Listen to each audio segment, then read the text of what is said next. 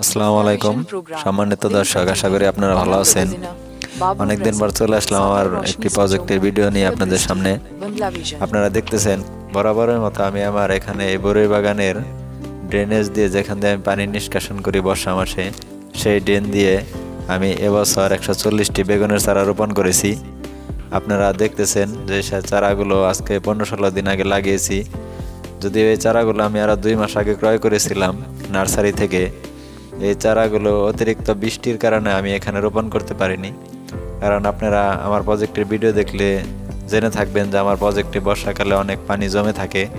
পানি পুরোপুরি নিষ্কাশনের কোনো ব্যবস্থা নেই, কিন্তু ভেতরে পানি বের করার জন্য যে ড্রেনগুলো করা হয়েছে, আমি এই শীতের সময় শুষ্ক মৌসুমে এই ড্রেনগুলো দিয়ে বেগুনের চারা রোপণ করে থাকি।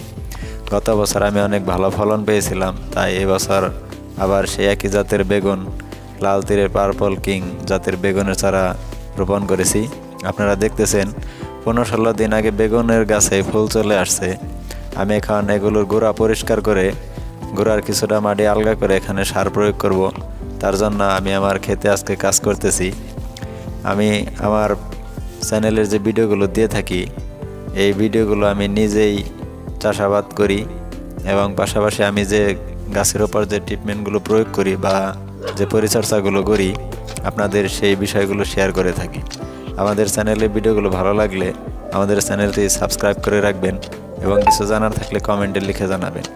দর্শক, আপনারা দেখতেছেন পর্যায়ক্রমে আমি আমার বেগুনের চারার গোড়া থেকে গাছগুলো সরিয়ে এখানে মাটিটি ঝুরঝুরে করে নিচ্ছি, যাতে আমি এখানে সার প্রয়োগের পর পানি সেচ দিলে সহজেই সারগুলো মাটির সাথে মিশে যায়। আমি কি সার প্রয়োগ করব আমি ডিসক্রিপশন বক্সে লিখে দেব, আপনারা প্রয়োজন হলে সেখান থেকে দেখে নেবেন। এবং পরবর্তীতে আমি এই গাছে কি কীটনাশক ব্যবহার করি তারও ভিডিও পাবেন। ইনশাল্লাহ আমাদের চ্যানেলের সাথেই থাকবেন। যদি একসাথে আমি বাগানে কাজ করার সময় পাই না, 2-3 দিন ধরে আমি এই বেগুনের চারাগুলো এক লাইন করে আমি আগাছাগুলো পরিষ্কার করে তারপরে সার প্রয়োগের উপযুক্ত করেছি।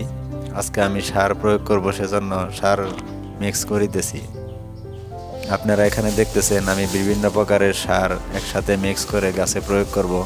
এখানে ইউরিয়া, পটাশ, ডিএপি, জিপ সার, থিওবিট এবং দানাদার কীটনাশক সবগুলো সার একসাথে মিক্স করে আমি প্রতিটি গাছের গোড়া থেকে কিছুটা দূরত্বে 1 মুষ্টি পরিমাণ সার প্রয়োগ করব প্রথমত।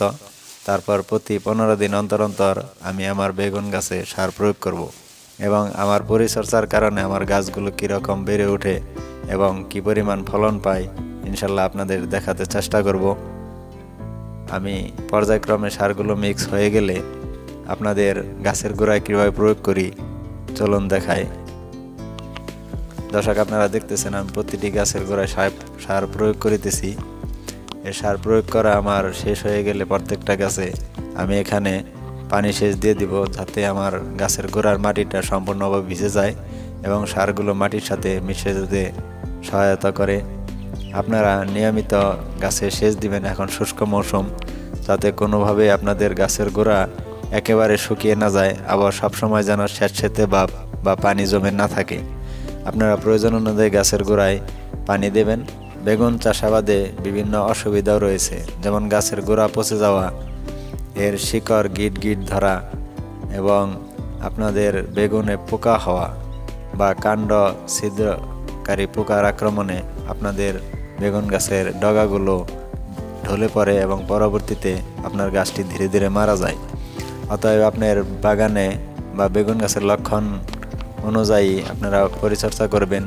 যে কোনো সময় যে কোনো প্রকার রোগ দেখা দিলে তার সাথে সাথে নিদান করার চেষ্টা করবেন, তাহলে আপনারা একটি সুস্থ গাছ থেকে আশানুরূপ ফলন পাবেন।